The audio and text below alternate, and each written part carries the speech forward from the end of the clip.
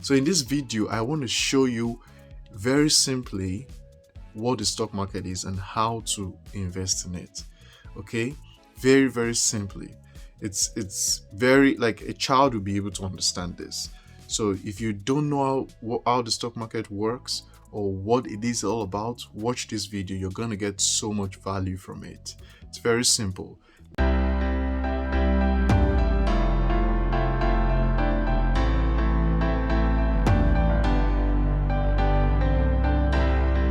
Welcome to Personal Finance Thursdays, where we talk about how to invest in the stock market and build your wealth. Hey, one of the questions I get quite a lot is, how do I invest in the stock market? What is the stock market? Is it like gambling? Someone said to me this week, investing in the stock market is just like gambling. I was like, no, it's not. So in this video, I want to show you very simply what the stock market is and how to invest in it. Okay, very simply. It's very like a child will be able to understand this. So if you don't know how the stock market works or what it is all about, watch this video. You're going to get so much value from it. It's very simple. Let me know if you have any questions at the end of it. Thank you. Quite often when people think about the stock market, they often think it's complicated, it's difficult, it's rigged, they can't understand it. You need to go to university to study about it, or it's just something that is just for only the professionals. But actually, it's very simple. The stock market is very simple. I'm going to explain it to you using chocolate. So I've got a collection of some chocolates here, and I'm going to use this to explain how the stock market works. For the purpose of this video, I'm only going to be focusing on stocks and funds. So I'm not going to be talking too much about cryptocurrency or bonds or alternative investments and commodities. So we are thinking only stocks and companies, okay?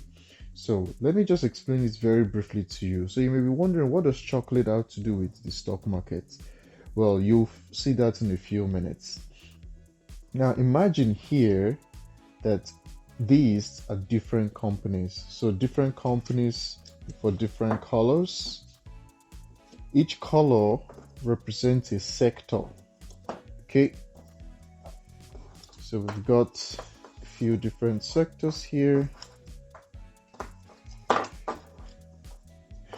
So we've got 1, 2, 3, 4, 5, 6, 7 different sectors. So this could be like financials, this could be technology, this could be real estate, this could be commodities or consumer discretionary, this could be consumer staples, this could be energy, and this could be utilities. So different sectors in the stock market, okay? And each of this bar of chocolate actually represents a company. Let's take, for example, this is technology.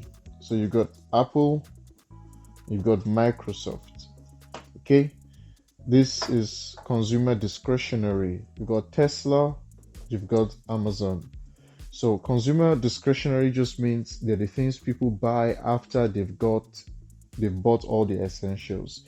Whereas consumer staples will be things that people definitely need. So this would be more like, Procter and Gamble, companies that you have to go to buy their products. So companies that make like shampoo, toilet paper, things like that, basic essentials, food that we need to eat. Whereas this would make additional things. This would be your shopping lists. Tech companies are just companies involved in the tech space, so Apple, Microsoft, Google. And this could be like energy companies here. So companies that produce energy, some people think Tesla will fall under this, and it kind of does. Some companies cut across different sectors, so companies that produce energy, and here will be companies that produce utilities. So, like power supply companies or water supply companies, they will all fall under utilities. This would be like your banks, so Credit Suisse, Bank of America, JP Morgan, So you've got all these different sectors. This would be like real estate, REITs, real estate investment trusts. So you've got different sectors and different companies. Now, there are different ways you can invest in the stock market. Some people will say just buy one company, pick the companies apart, and buy. So just take one out of each, like that, and buy. So they choose their own. Now, some people like to do that. The problem is you may not always know which companies will do well in the long term. So take, for example, that you chose these four companies, right? So they weigh 25% each because this is 100% of your portfolio. If this company was to go bankrupt, what happens? You lose 25% of your portfolio to that company. So it's very, very risky. So other people could decide to say, okay, well, I want to invest only in one sector. So they could say, I just want to invest in technology sector. So they buy only tech stocks, or they buy a fund of just tech stocks. That's also risky because if something happens to the stock market where it affects tech stocks, like currently this week right now, tech stocks are really down, then what happens is your portfolio suffers a lot of losses. Okay? Now, the best thing to do is actually to buy a fund. So what a fund does is that it takes all these companies together and sells it as one. So every time you invest, you're investing in all these companies as one. And you can price this as, let's say, 100 francs or $100. So every time you spend $100 or 100 francs, it could be 200, 300, doesn't matter. It could be 10. But every time you buy, you're actually buying a slice of all of these companies. So this could be worth 10% in the portfolio, this is worth 5% in the portfolio, and all of that. So when you buy the fund, you end up owning all of these companies in one. Now, this fund can be, based on a country. So it can be a Swiss fund based on all Swiss companies. It can be America. So the S&P 500 will be the 500 companies in America, the top 500 companies in America. The Nasdaq 100 will be the top 100 companies, or it can be the world. It can be like Vanguard Total Stock Market, VWRL. So you buy the entire stock market across all the different countries.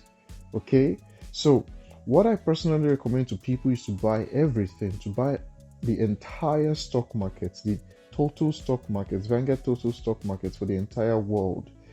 The reason being, let's say this company goes bankrupt, right?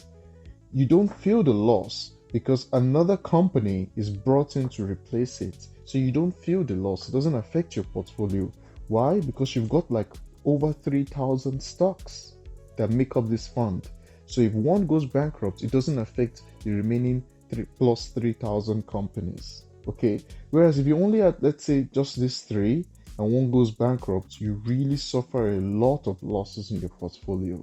Now, if you bought a fund that was only America, which has done very well in the last decades, the challenge with that is if something happens in America, if there's some conflict or election or something happens there, then you are affected by America. And you're also exposed to the currency, the dollar. Whereas if you buy total stock market, then you do better in the long term, because it doesn't matter if something happens to America, there's still China there, there's Russia, there's Switzerland, there's Germany, there's Austria, there's the UK. All these companies are involved there, and you're better protected. So I would imagine this to look like a train. So let's just picture this as a train of different companies. The Vanguard Total Stock Market will be like this. It moves a bit slower because it's got more companies in it, but it's better protected. Whereas if you only, isolate yourself to just Switzerland, then you are investing only here, right? And it may move a bit faster depending, but it can also suffer losses more drastically. Or rather, I would even say, let's say you invested in America. The reason I'm going to choose America is most of the top companies in the world are in America. So if you invested in America, okay, so only American stocks, you tend to outperform when America is doing well. You tend to do very well. But if there's conflict in America, then you suffer as well. Okay, so that's why I always tell people just invest in the entire stock market. It's a train that is moving. You will get to the same destination, but you're better protected. If China suffers a massive loss, and let's say something happened that wiped out all of China, okay? I hope that never happens. You still have all these other companies and countries there to protect your portfolio, okay? So always think about that. Don't just chase trying to get the most returns and try to pick your own individual stocks. Nobody can tell you which company will be around tomorrow. You see, some companies that did very well during COVID, like Peloton, they're almost going bankrupt now. There are many other companies that did very well. They're almost going bankrupt. So you always have to think, how do I want to invest to be protected for the long term? Just buy the entire train, buy the entire stock market, and you'll be fine. No matter what happens, you'll be fine. You'll always arrive at the same destination anyway, and you're better protected. So that's a simple guide on how to invest in the stock market. Very, very simple, using some chocolates. Okay, so don't overcomplicate it. Don't try to pick which one is going to win. Don't gamble. You're investing for your future, for financial freedom. And you have to remember that when you own a piece of a company, a stock, you actually own a piece of that company. So if you buy Apple, for example, Apple shares, you're owning a piece of Apple. That's how investments are. You're not gambling. Okay, it's different from when you go to gamble and you just throw in money and hoping for chance. You're actually investing in something valuable. So you must always see your investments as you buying a piece of a company. So if you buy the entire market, you're owning a piece of the entire world. Thousands of companies are working for you. While you're sleeping, they're all working for you. All of them. So I like to encourage you, whenever you go out shopping, let's say you go to the store and you want to buy a new phone, an Apple phone, think about it. That you could also invest in Apple and own Apple itself, not just the product of Apple. When you buy a product of Apple like an iPhone or an iMac, you're actually just giving money to Apple. But when you buy a piece of Apple shares, you own Apple and Apple is giving you money. They are making money for you. So you always have to think about that. That's why investing is the key to making long-term wealth, because all these companies are working for you. While you are sleeping, while you're doing your own work, whatever, they're all working for you. And this is the truest and surest way to financial independence and financial freedom. Okay? So thank you very much for watching it. If you have any questions, let me know. I can further clarify it. But I've tried my best to simplify it for most people to understand. Okay, thank you and good luck on your investments. Bye bye.